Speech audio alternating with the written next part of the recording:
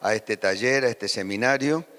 Quiero comentar que, si bien yo soy docente en la Universidad Nacional de Cuyo, soy responsable del programa de riego y drenaje del Instituto Nacional del Agua, con sede acá en Mendoza, en el Centro Regional Andino. Me parece importante mencionarlo porque, digamos, hay todo un grupo de trabajo involucrado en las actividades que yo voy a presentar, que fundamentalmente son del Instituto Nacional del Agua y también de la Facultad de Ciencias Agrarias. Bueno, yo voy a tratar de dar una serie de mensajes también sobre el uso del agua en la agricultura, específicamente lo que nosotros entendemos como el riego. También quisiera dar en primer lugar una visión global de lo que está pasando en el mundo. Si ustedes observan esta lámina, van a ver sobre la izquierda los millones de hectáreas que están cultivadas. Y acá están los años. Si ustedes observan, las barras verde y azul representan la suma de ambas, el total de la superficie cultivada en el mundo. La diferencia entre la barra verde y la barra azul es que la barra verde corresponde a lo que se riega, a lo que se cultiva en secano, es decir, sin riego, a lo que se produce básicamente, por ejemplo, acá en Argentina, en la pampa húmeda, con las lluvias, mientras que la barrita azul representa el área regada en el mundo. Creo que el primer mensaje que tenemos que dar acá es que si ustedes observan a través del tiempo, la barrita total se ha incrementado, pero la proporción entre la parte azul y la verde también se ha incrementado. Es decir, ha habido un incremento de la superficie cultivada, pero por sobre todo ha habido un incremento de la superficie cultivada bajo riego. La línea roja representa la disponibilidad per cápita. En un mundo donde está creciendo, donde la población está aumentando y donde las perspectivas es que siga creciendo, lo que estamos viendo es qué disponibilidad o qué superficie había per cápita en el año 1960 aproximadamente, donde hablábamos de 0,45 hectáreas por persona, y estamos llegando al 2008 con 0,22 hectáreas por persona. Es decir, se ha aumentado la superficie total cultivada, la fracción con agua, digamos, regada, se ha incrementado mucho más, pero la disponibilidad per cápita cada vez es menos. Por lo tanto, tenemos menos superficie por persona y en esa superficie tenemos que producir la misma o más cantidad de alimentos. Es decir, básicamente en secano inclusive ha habido una disminución de la superficie cultivada, pero en ese mismo periodo el regadío se ha incrementado en un 117%. Esto un poco es lo que está pasando en todo el mundo. La próxima. Recientemente, en el año a principios de 2016, la FAO, en conjunto con el PROSAP, ha dado un informe sobre la situación de riego en Argentina. Básicamente, Argentina no hacía un censo sobre sus áreas regadías desde el año 2002. Y se detectó que la superficie, creíamos que teníamos 1.6 millones de hectáreas regadas y en realidad tenemos 2.1 millones de hectáreas regadas, es decir, que la realidad había superado a las proyecciones. Lo más importante de todo esto es que Mendoza, que era la provincia que tenía mayor superficie bajo riego en todo el país, ha pasado a ocupar el segundo lugar. La provincia que más riego hace hoy en día en Argentina es Buenos Aires.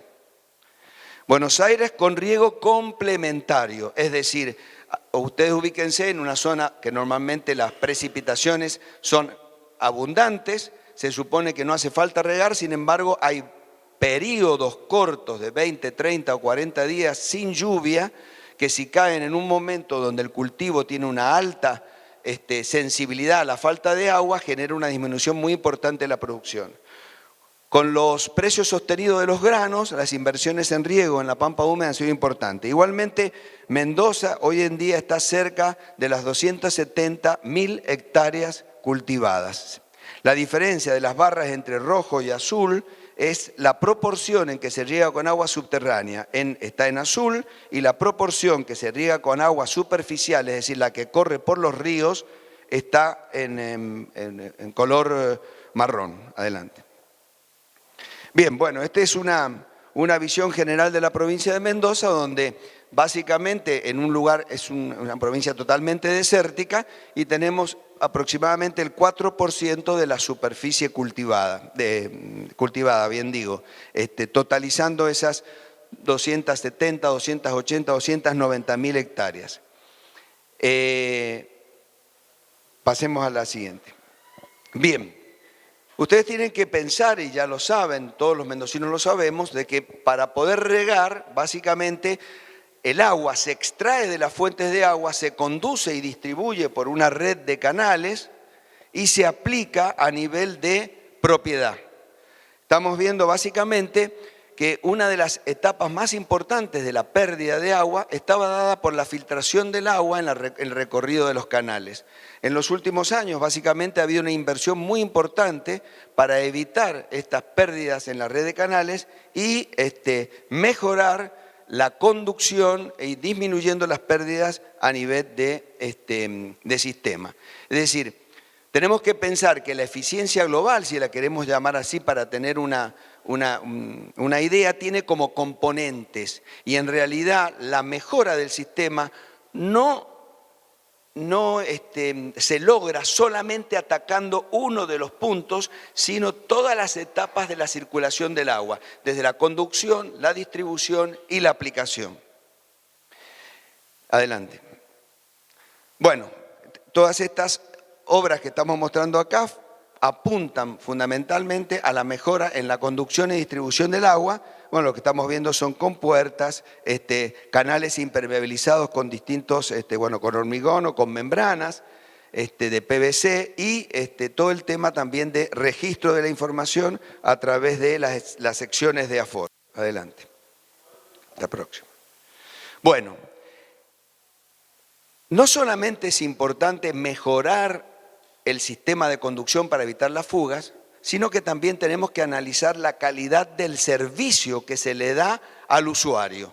Es decir, es muy importante evitar esas fugas, pero también es muy importante entregar el agua que necesita cada regante, visto como caudal y oportunidad en que el caudal llega y se corta en el sistema. Imagínense que manejar el agua en una red de canales de cientos de kilómetros o de miles de kilómetros en la provincia de Mendoza, no es una cosa fácil, sobre todo también porque hay una interacción permanente de los canales con la ciudad, porque la ciudad prácticamente ha crecido y ha envuelto a esos canales. Lo que ustedes están viendo acá es un estudio que hemos hecho recientemente en el INAH en los últimos años, donde muestra la desviación, es decir, la diferencia entre los caudales recibidos y los que deberían haberse recibido. Fíjense que debajo de la línea verde, la próxima, nosotros estamos viendo acá toda una serie de canales secundarios o que se derivan en la cuenca del río Mendoza. La próxima, por favor. Sacamos. Y se ven, entonces, todos los canales que se han analizado y vemos una línea verde y una línea roja. ¿Qué es lo que está diciendo? Todos los puntos que están por arriba de la línea roja han recibido una cantidad de agua que no corresponde a la que deberían haber recibido. Esto se llama, digamos así, es un indicador de calidad de desempeño del sistema. Las que están entre la línea roja y entre la línea verde representan aquellos canales que han recibido en forma aceptable, con una precisión aceptable, lo que debían recibir con respecto a lo que recibieron, y en la línea, debajo de la línea verde, aquellos que tienen unos desvíos muy pequeños entre lo realmente recibido y lo que tendrían que recibir. Es decir, ¿cuál es el mensaje acá que tiene que quedar bien claro? Es muy importante trabajar sobre las obras, pero también es muy importante analizar la calidad de servicio para que la cantidad de agua que reciban los productores sea la que corresponde en tiempo y forma. Adelante. El otro tema es que venimos haciendo también ya desde hace más de 10, 12 años, es evaluar la eficiencia de riego a nivel de oasis. Ustedes saben básicamente que tenemos un oasis norte que está conformado por la cuenca del río Mendoza, el río Tunuyán Inferior, un oasis centro que es la zona de Valle de Uco.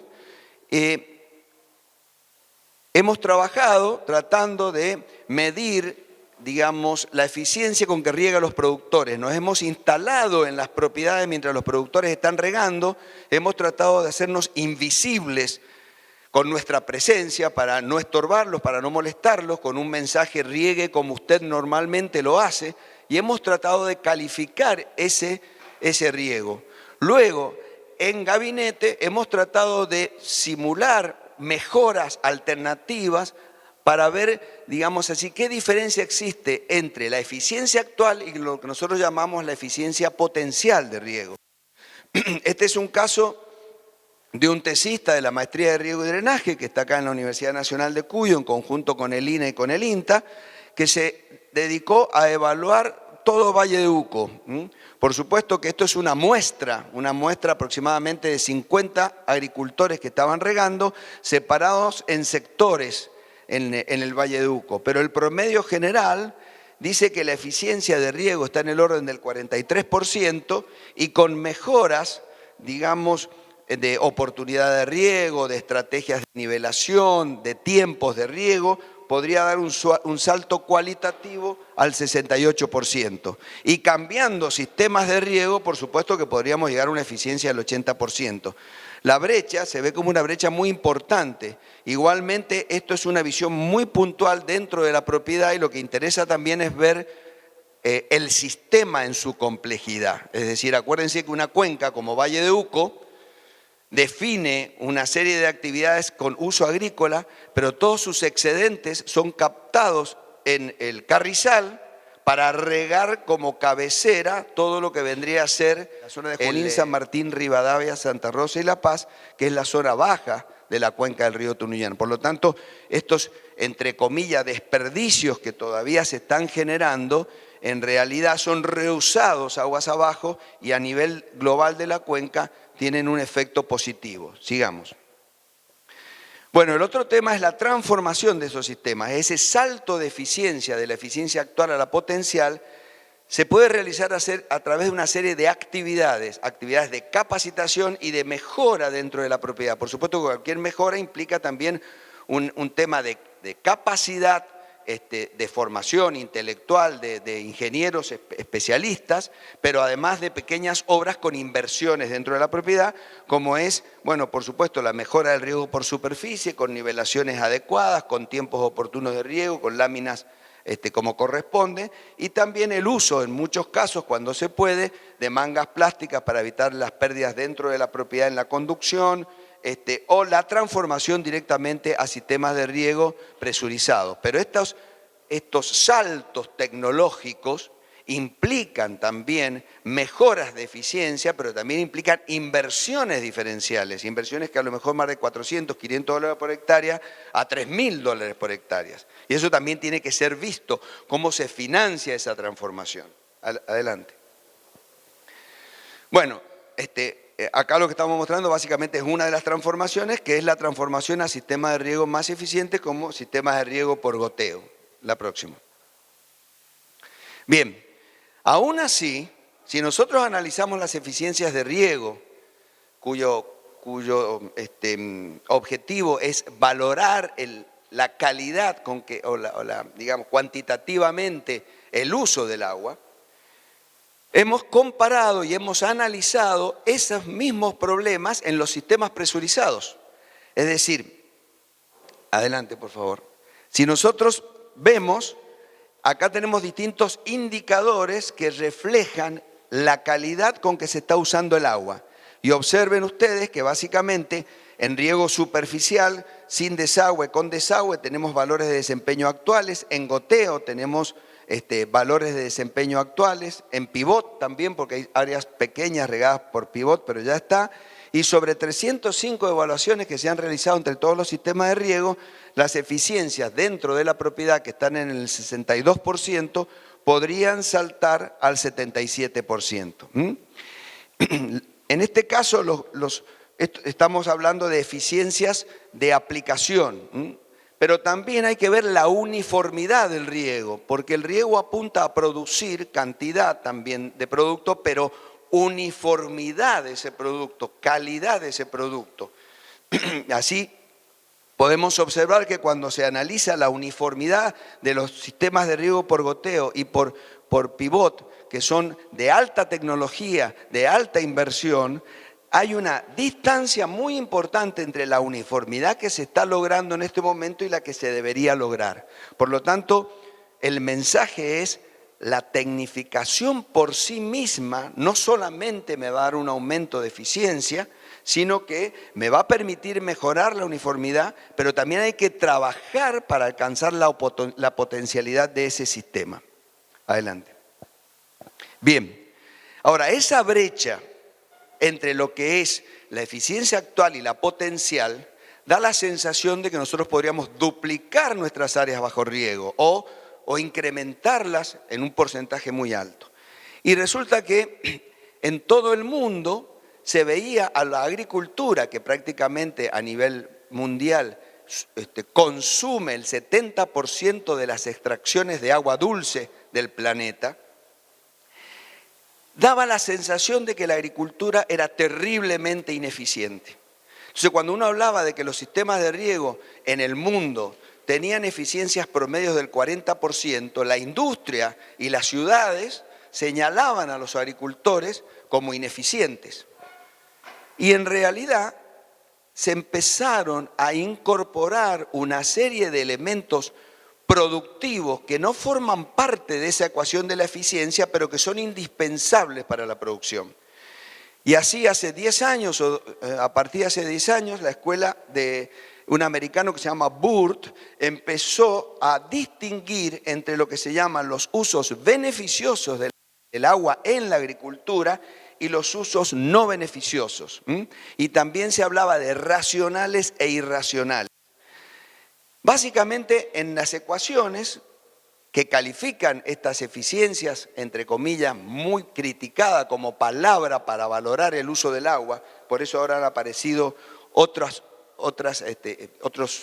términos de mejor, digamos, significación. Se habla de relaciones y no se habla tanto de eficiencias. En nuestras eficiencias estábamos básicamente hablando de la relación entre lo que consume la planta y el agua que se derivaba de la fuente. Y esa proporción nos daba valores muy bajos. Pero resulta que hay otra serie de usos del agua que no se contemplaban en esa ecuación. Como por ejemplo, bueno, digamos, dentro de los usos beneficiosos está la evapotranspiración del cultivo, que representa más del 95% del uso del agua, pero también está el agua cosechada y contenida en el producto. Está el agua extra que necesariamente hay que aplicar para mantener el balance salino en el suelo. Está el agua que se tiene que aplicar en muchos lugares para que germinen las semillas, aunque yo sepa que en ese momento la planta no la va a usar porque no está evapotranspirando, pero se necesita mojar el suelo.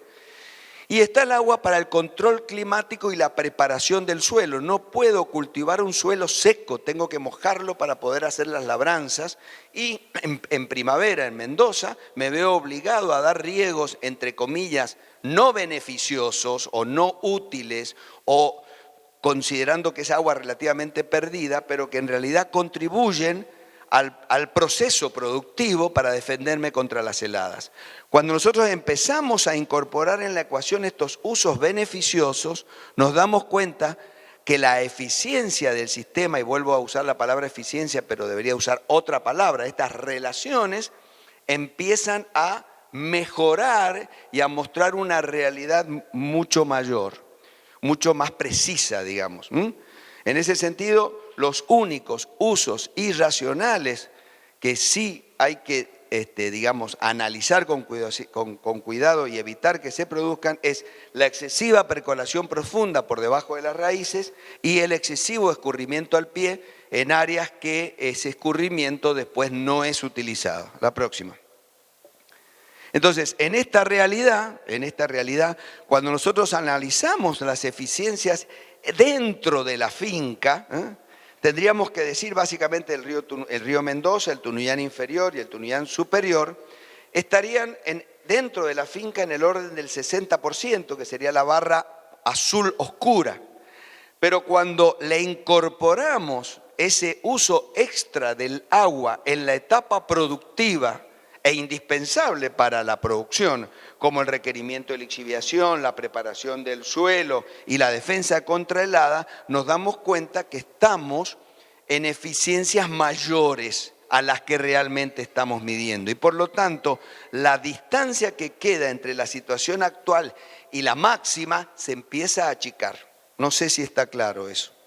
La próxima. Si eso lo vemos a nivel de sistema, nos damos cuenta que las eficiencias que nosotros en el año 80 estimábamos que estaban en el orden del 30% a nivel de sistema en el río Mendoza, hoy en día podemos decir que están en el orden del 55% o tal vez un poco más, si consideramos todas las inversiones que se han hecho para la impermeabilización de los cauces, que todavía no las hemos tenido en cuenta.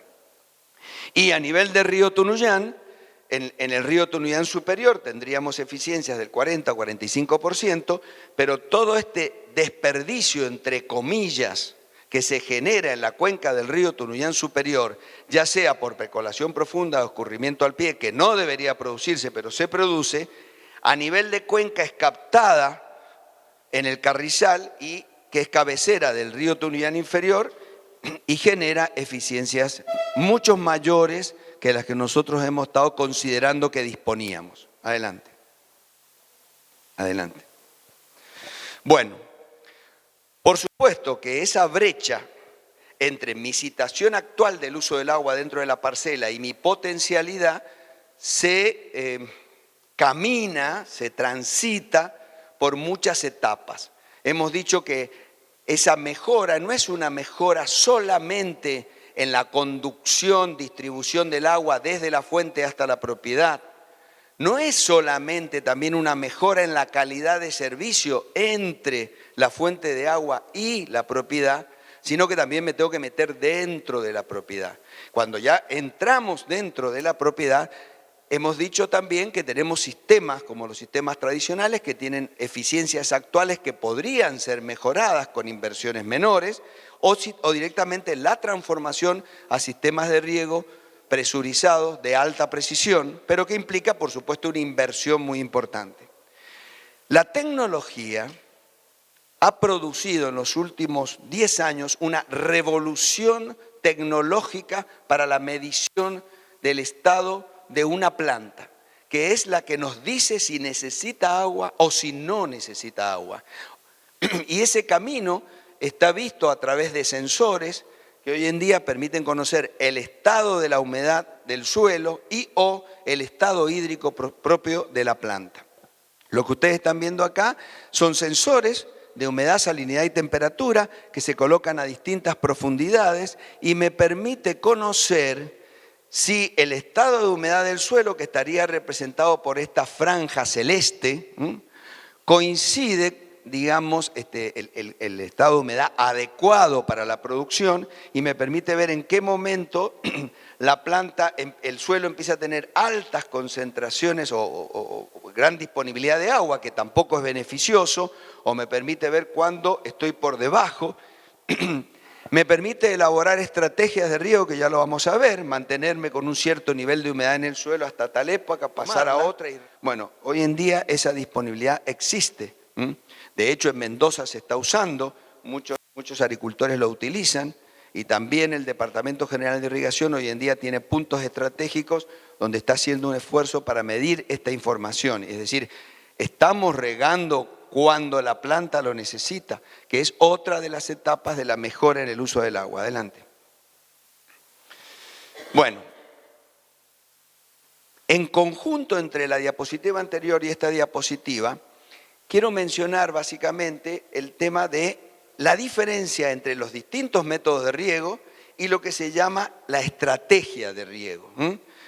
También, fisiológicamente, todos los agrónomos ya lo sabemos y los productores también lo saben perfectamente bien, regar es una actividad, por decir así, agrícola, que me permite entregar el agua oportuna a través de un método de riego. Pero la estrategia de riego es básicamente conocer la fisiología del cultivo, saber en qué momento no le tiene que faltar agua y en qué momento ese cultivo podría tener un déficit X que podría que no necesariamente va a afectar la producción y que incluso en algunos cultivos en particular podría llegar a mejorar esa producción, como es el caso de la uva.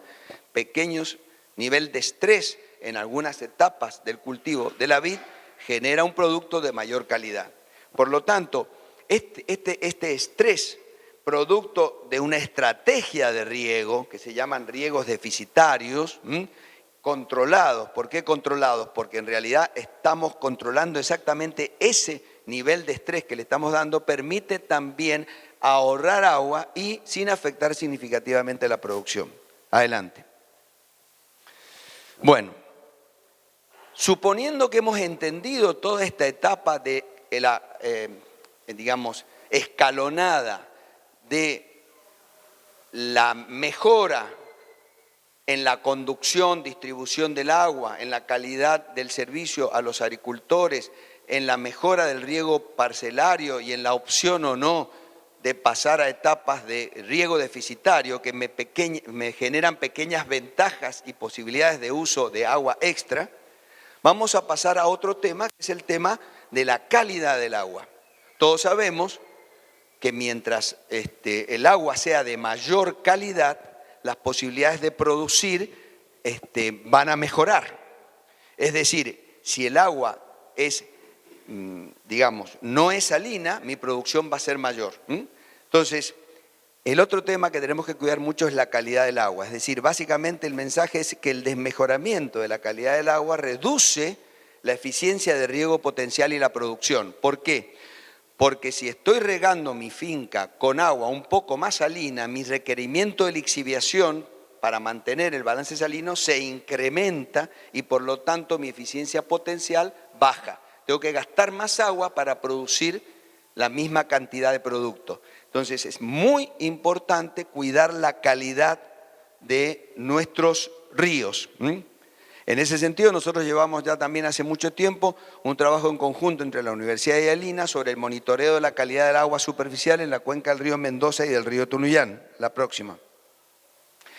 Ustedes están viendo acá fotos que ilustran sobre la falta de conciencia en el cuidado y en la calidad del agua. Esta cuenca que nosotros estamos estudiando es la cuenca del río Tunuyán superior, Valle de Uco, y esto vendría a ser el río Tunuyán inferior. Y como pueden ver, los puntitos que están acá representan un índice que agrupa a una serie de parámetros para tener una visión de la calidad del agua. Y cómo partiendo de aguas de calidad verde-amarilla, que son básicamente de muy buena calidad, empieza a reducirse la calidad a medida que nosotros nos vamos a los extremos. Está incluido acá el río Mendoza, el río Tunuyán inferior y Valle de Uco. Y observen cómo en algunos puntos tenemos círculos naranjas que representan una disminución de la calidad. Adelante. Bueno, adelante. Esto es lo mismo en la cuenca. Esto es una visión del oxígeno disuelto en el agua. A medida que pasa el tiempo, ustedes pueden ver cómo la tendencia es a tener una menor cantidad de oxígeno en el agua, producto de materia orgánica que ha sido volcada a los cauces y que necesitan básicamente oxígeno para poder degradarse. Adelante. Bueno, por eso, digamos, no vamos a analizar todo en detalle, pero la mejora del uso del agua pasa por una serie de puntos o acciones que responden a los primeros a los desafíos, que es ahorrar agua y energía, incrementar la producción y la calidad de la producción por gota de agua, a no contaminar y a mejorar la gestión hídrica tanto en la distribución del agua, conducción-distribución, como en la aplicación para tener un oasis equilibrado. Una de las, bueno, hay muchas acciones, por supuesto que hay muchas que son algunas más importantes, otras son más puntuales, unas globales, pero uno de los temas más importantes es, además de concientizar y educar a la sociedad sobre estos parámetros, es incentivar la formación de recursos humanos capacitados en los temas. Y si bien nosotros, por ejemplo, tenemos acá una maestría de río y drenaje en la Universidad Nacional de Cuyo, también creemos que es muy importante disponer de fondos para doctorar a nuestros técnicos, para que tengan una visión también del mundo, que nosotros tengamos una mayor, digamos, visión del uso del agua. Lo mismo pasa con el tema de las hidrologías subterráneas, que la capacitación de técnicos en esos temas son muy, muy importantes. Bueno, básicamente era el mensaje.